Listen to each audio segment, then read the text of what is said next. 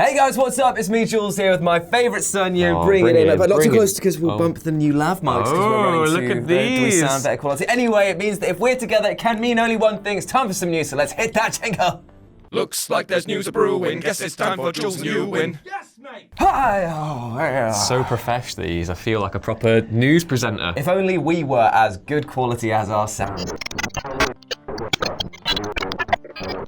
Anyway, let's talk about Avengers. Surprise, surprise, we love talking about them, but more specifically today we're talking about the potential of the young Avengers with their lithe, creamy hamstrings. So basically, Kevin Feige, he's basically going off on one at the moment, and he said that there's another 20 films in the works. Like he doesn't have enough projects to work on already. Yeah, so between planting seeds to a potential Moon Knight film the other week, and this, he's basically come out and said that in the future, we could potentially see a young Avengers film. Speculation had already kind of been developing in online chatter because if you've been keeping up with Avengers Force developments, you know that there's a purported time gap because you know how Scott Lang He's got a daughter. Yeah, he's got a daughter called Cassie. In the comics, she's actually a superhero called Stature, and she's one of the founding members of the Young Avengers. Now, this is where it gets interesting because hold on to your hats right here, because 16-year-old Emma Lerman is actually replacing the child actress who plays Cassie in Ant-Man and the Wasp for Avengers 4. Oh, wow, okay. Worst child actor I've ever That is seen. the kind of parroting I did receive growing up, by the way, just in case you...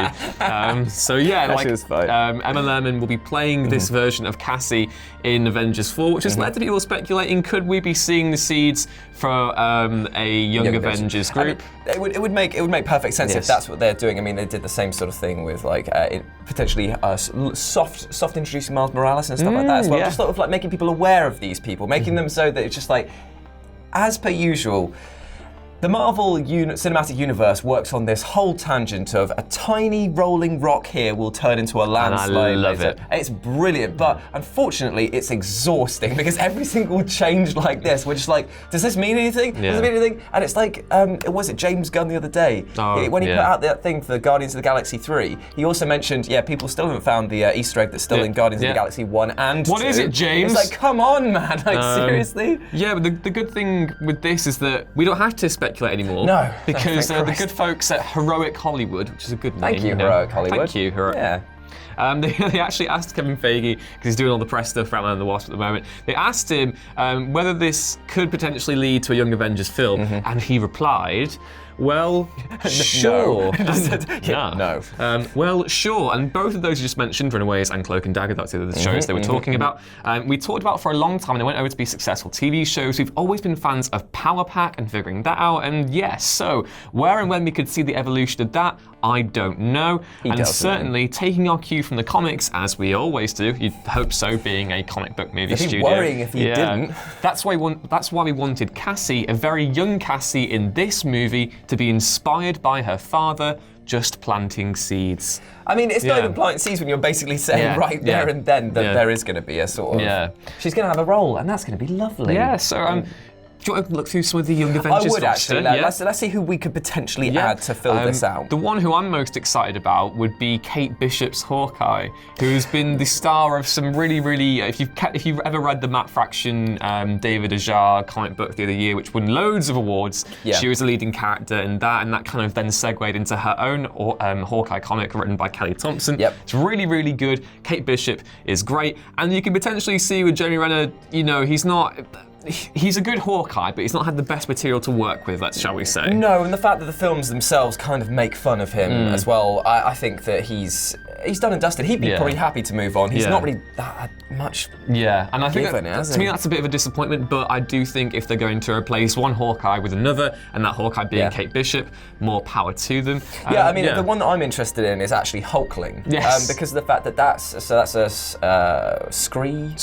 You actually just amalgamated Kree and Skrull, which he is. So Skrull and Kree hybrid, and that makes it. And he's he's mental, isn't he? He's like he's incredibly strong, incredibly handsome, got lovely blonde locks, hasn't he? This guy, and he's I know that Marvel will be pushing for their diversity thing, so having an openly gay superhero would probably be quite a smart move for them to move forward. It is the direction they're moving into, so might as well embrace it. It's really, really cool. And Miss America as well, another LGBT character, America Chavez, can literally like create portals. I don't know that much about her. Yeah, but she's really, really cool. She can make portals. Yeah, I think she like interstellar travel and stuff. It's really cool. She was part of the Ultimates group in the comics as well. And their first, if you just for context here, the first arc they do in the comics is to try and take down Galactus, which kind of implies the power level that America Chavez has. Wow, that's actually quite.